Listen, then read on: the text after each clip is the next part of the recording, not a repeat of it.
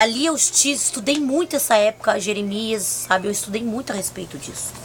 Entender por que Deus permitiu que Israel fosse derrotado é quase tão difícil quanto entender por que razão concedeu a Jeremias uma missão tão difícil de avisar sobre a derrota a um povo que não estaria disposto a ouvir. A derrota, após a qual se seguiu um cativeiro de 70 anos, pensa, foi o maior cativeiro. Nos tempos mais avançados, foi 70 anos. O povo nunca tinha passado mais por tanto tempo desde a época do Egito, que tinha sido os 400 anos. E depois o tempo do deserto, que foi mais 40. Depois do deserto dos 40 e depois do Egito, aquele tempo todo que aconteceu, que eu não sei agora se foram 400, eu não me lembro exatamente. O povo nunca mais tinha passado tanto tempo de castigo depois daquilo lá. Teve castigo, mas não tanto tempo. E aí chegou em 70 anos de novo. Olha só como é que pode. O povo teimoso também é o povo de Deus, eu nunca vi. Eu nunca pensei, nunca cheguei à conclusão, mas é verdade, é um povo muito teimoso também, porque gosta de castigo. Na Babilônia, foi uma das experiências mais duras da história do povo judeu. Diz que eles sofreram até pior, até do que no Egito. Imagina, foi até pior que no Egito. Mas depois que eles passaram por essa terrível experiência, foram definitivamente curados da idolatria. Foi a única forma de Deus curar eles da idolatria, porque eles estavam se vendendo, estavam idolatrando outros deuses, estavam servindo a demônios, não queriam mais Deus, entendeu? Estavam invejando o povo alheio, sabe? Porque tem uma coisa que o povo crente, quando tá sem a cobertura de Deus, tá na ignorância, faz, é invejar. Pode ver, o pastor começa assim: eu quero ser bilionário que nem o Silvio Santos. Eu quero ter uma mansão, igual o macumbeiro lá da fulana lá. Pode ver, tem uns pastores que pregam assim, eles começam assim, eles nunca conseguem dizer de outra maneira. Eles têm tanto ódio, tanta raiva, que quando eles conseguem uma coisa na vida, depois que terminam uma faculdade, uma coisa, eles começam a fazer assim. Por que que o outro pode? Eu também posso. Se ele tem sapato de ouro, eu também quero. Eu não vou aceitar diferente, não. Eu quero assim, ostentado mesmo. Pode ver, se identificou, eu me identifico várias vezes, inclusive. Se identifique você também. Examine, pois, o homem a si mesmo. Ai, Roseli, que horror. Não, é sério. É verdade, a inveja é um demônio, tem que se libertar. É uma das coisas que eu oro muito pela igreja. Porque se deixar, a igreja se veste, senta e toma chazinho. É uma coisa triste. Sangue de Jesus, irmão. Que antes, volta e meia, fazia os filhos de Israel se desviar do Deus verdadeiro. É sério, o que mais fazia o povo perecer, e eu acredito que é o que faz hoje em dia também, era isso. Inveja, idolatria e todo o resto. Prostituição principalmente, né? Igualzinho até. Era uma das coisas que acontecia de fato.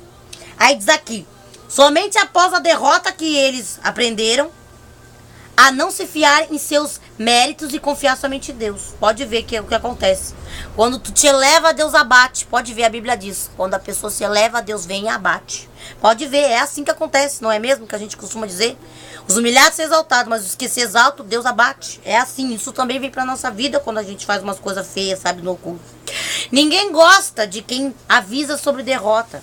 Mas, infelizmente, elas são parte da vida também. Precisa ser pregada, anunciada, falada em canal e tudo mais. Porque, sim, essa é uma missão muito difícil, mas precisa.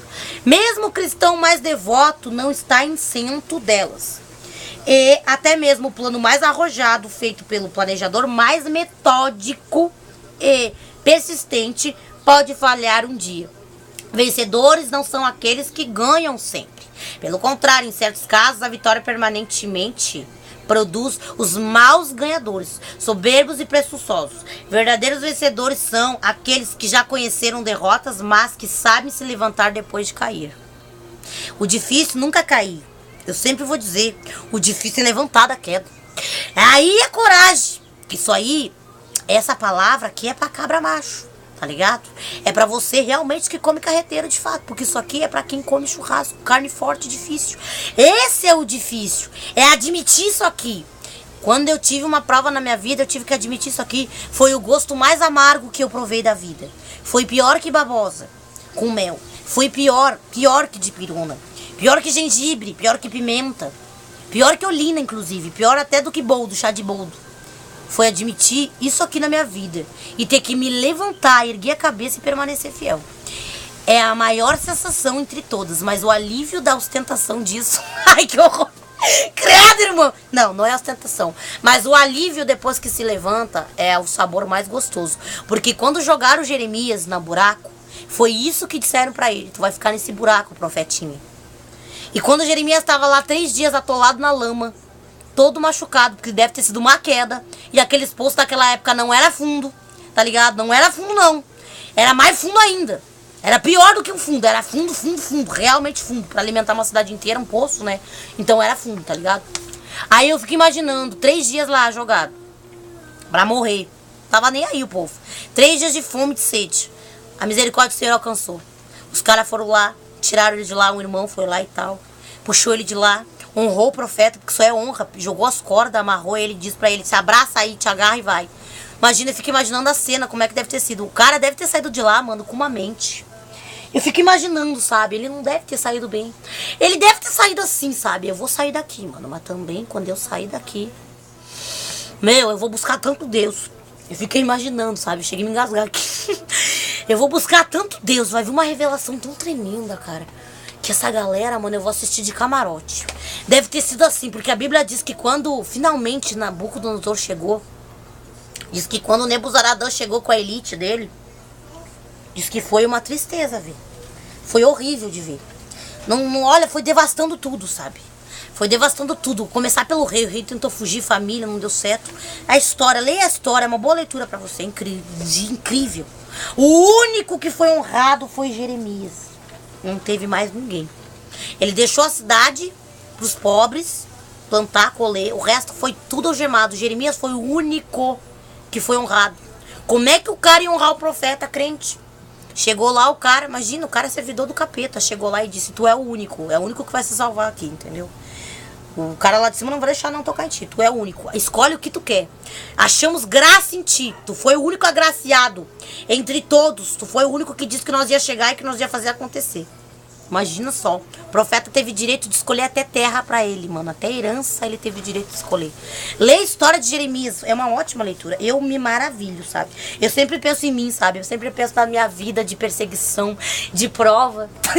Eu sempre me vejo, porque eu passei por tanta coisa na minha vida, humilhação dentro da igreja, tanta coisa acontecendo na minha vida, que eu me imagino, eu nunca imaginava ser abençoada e honrada por Deus. Esse canal é uma honra pra mim, inclusive. É uma das maiores honras, porque tudo isso aqui que eu prego hoje, eu era calada de falar, calada de cantar e calada de viver. E hoje eu tô aqui num canal postando isso no YouTube. Independente pra onde vai, quem vai olhar, até quem vai olhar, seja um inimigo que tenha feito isso, eu não me importo a respeito. Porque eu aprendi a curar meu coração com Jeremias, com tudo que Jeremias passou. Isso aqui é uma história de vida pra vencedores, isso aqui. Quando eu olho pra Jeremias... eu me calo, sabe? É aquele tipo de livro que eu leio em silêncio, sabe? Eu leio comendo mesmo, me alimentando e lembrando de tudo que eu vivi, de tudo que eu passei antes de estudar aquele livro, depois que eu estudei o livro, porque eu vivi experiências antes. Deus já estava me avisando que eu ia passar por tudo aquilo. E quando eu comecei a anunciar as coisas foram acontecendo depois que aconteceu, durante e após. É uma experiência tremenda. Sabe, eu me orgulho muito, eu tenho muito orgulho da minha pessoa em Deus. Eu tenho muito orgulho de fato de ter comido tanta coisa. E ter passado por tanta coisa que eu passei, porque não foram poucas, foram realmente muitas coisas. Se eu for colocar assim na bandeja, se eu for colocar numa lista, meu Deus, é muita folha para escrever. Mas eu agradeço a Deus porque todas essas folhas serviram de quê? De estudo pra gente hoje. Então é uma coisa linda que eu agradeço a Deus por isso. O próximo vídeo vai falar da violência a Jesus. A violência a Jesus. Que violência foi essa, Rosiele, que Jesus sofreu? Eu vou tratar no próximo vídeo. Vem comigo.